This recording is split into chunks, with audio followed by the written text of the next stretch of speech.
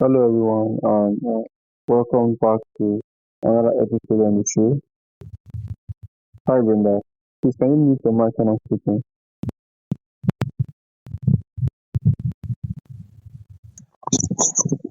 Alright, so when I'm speaking, I want you to be on mute.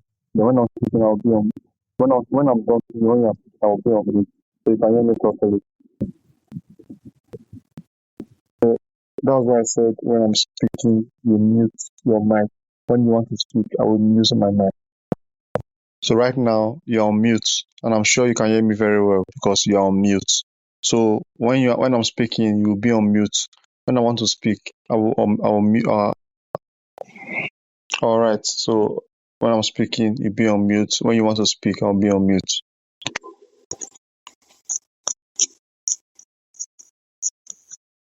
Hello, guys. Welcome back to another fresh and exciting episode on the show. You guys know I only bring the best of guests to my show. And today's guest is Brenda Seefeldt.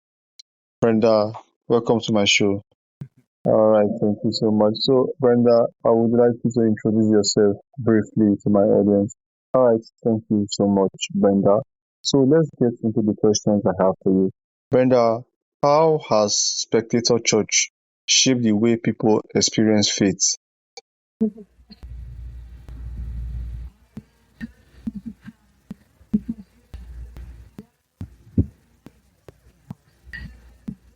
All right, thank you so much, Brenda. So, my next question for you is this: what changes when conversations become part of worship instead of just listening to a sermon? This ties right into the other question. As a youth pastor for most of my life, I learned how to phrase questions.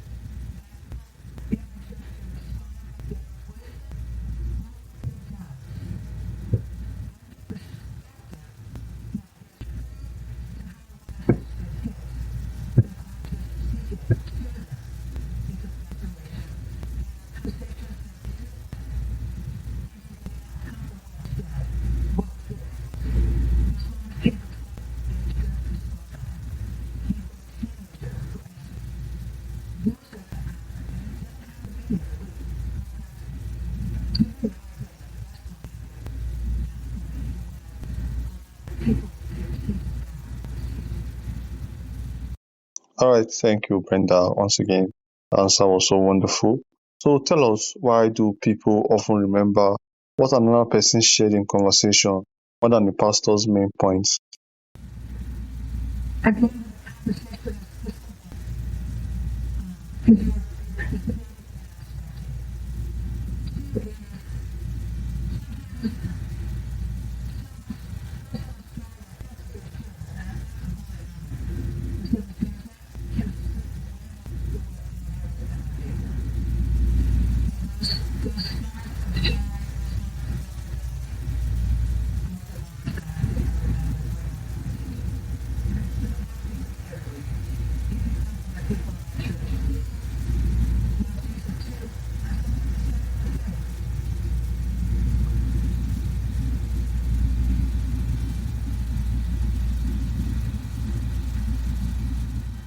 Okay, so why are younger generations drawn to authenticity and dialogue over polished presentations? well, this has been true for every decade of teenagers that I've worked with. This is not just true for Gen Alpha or Gen Z. This has been true for every generation that I've worked with. I guess that would be Gen X, my first generation. I was going to give a quote here from a writer named Freya India, and I think this really capitalizes what our church can provide for our younger generation. And she wrote, not me, this is a 25-year-old Gen Zer. And it's so destabilizing for children when adults don't have strong conviction. I think it makes young people nihilistic. What else can we do? We have nothing to think, fight, or rebel against.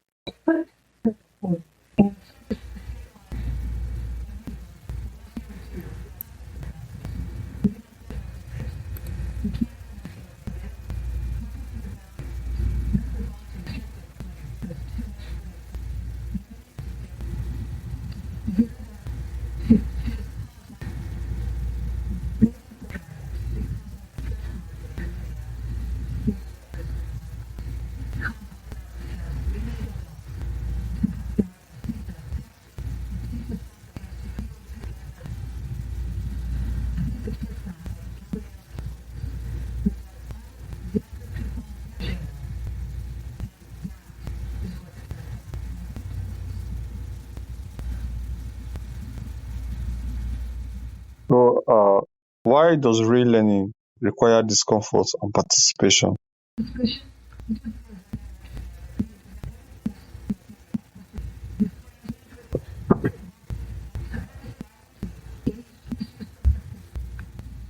All right. So, how can intergenerational conversations help younger people develop wisdom and discernment?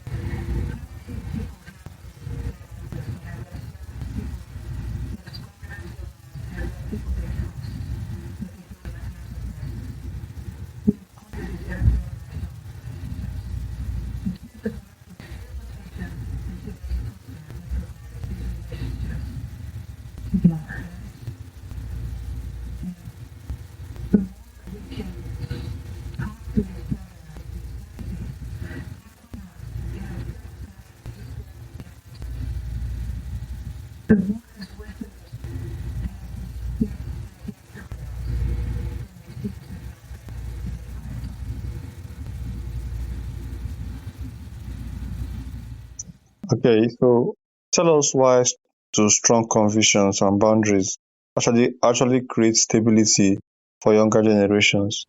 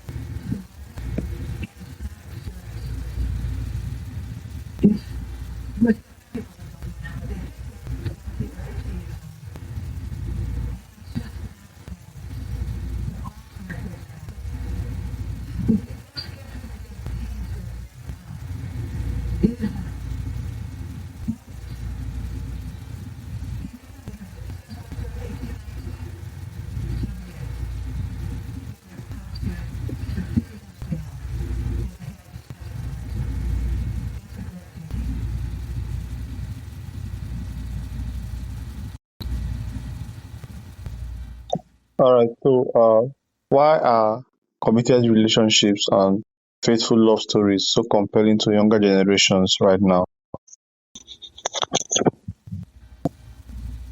Because there's a lack of them. I do think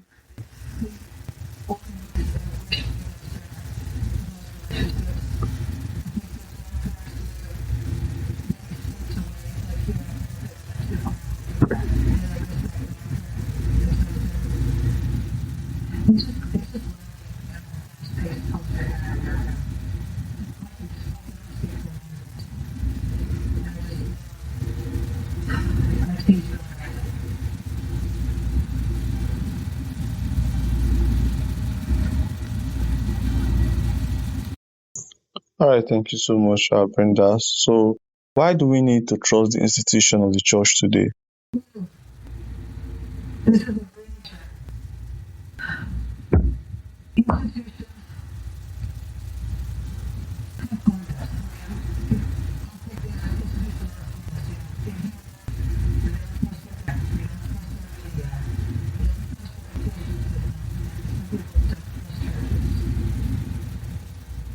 What?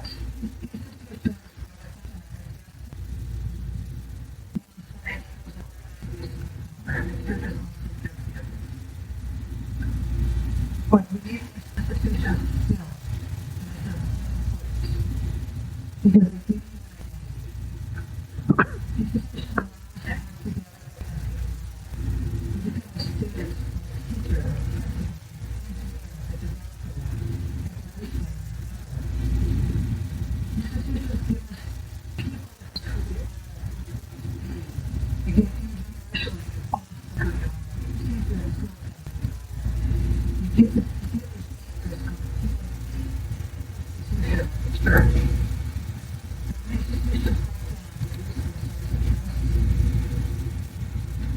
this is because they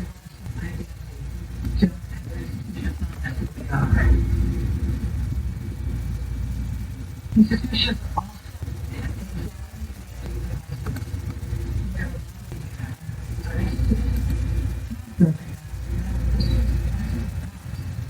what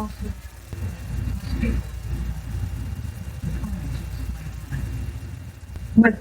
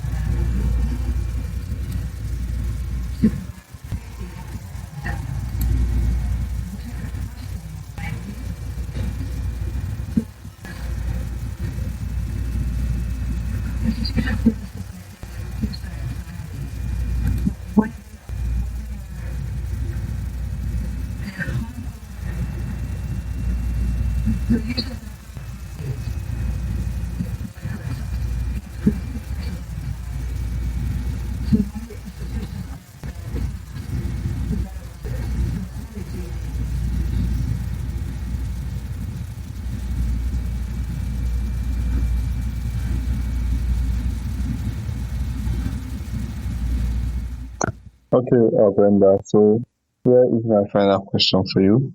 Is there one question you wish I would have asked you? you ask me about books.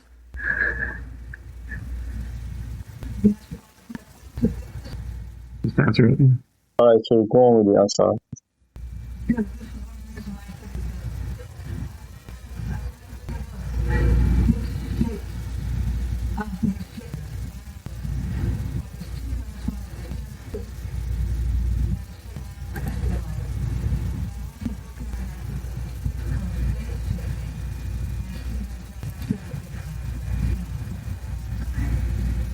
What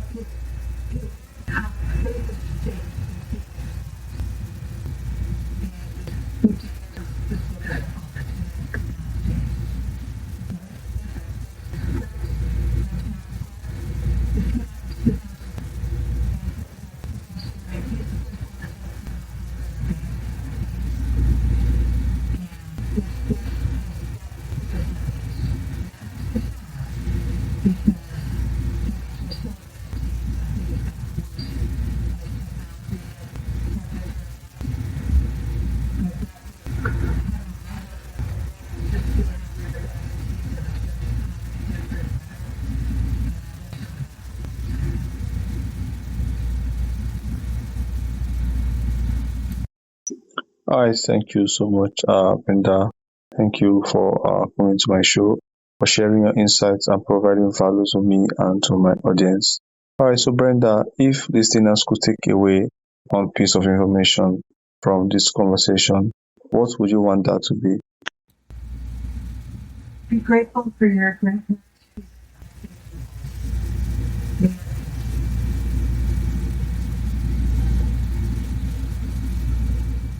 Okay, Brenda, thank you so much. So, talking about our books, you mentioned that was one of the reasons why you wanted to be on my podcast and on my show.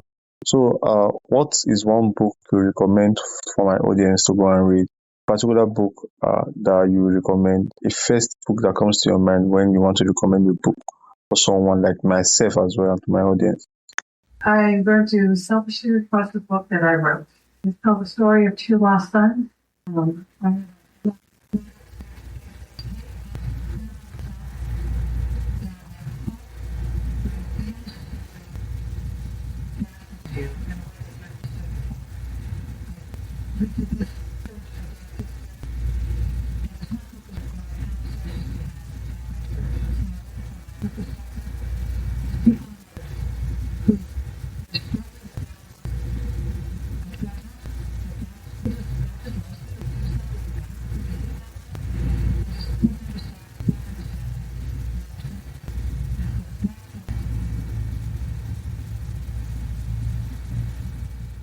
All right, Brenda, thank you so much once again for coming to my show. I really appreciate you for taking our time to be my guest on this wonderful episode. So I said, thank you for coming to my show and thank you for taking that time to be my guest on this wonderful episode.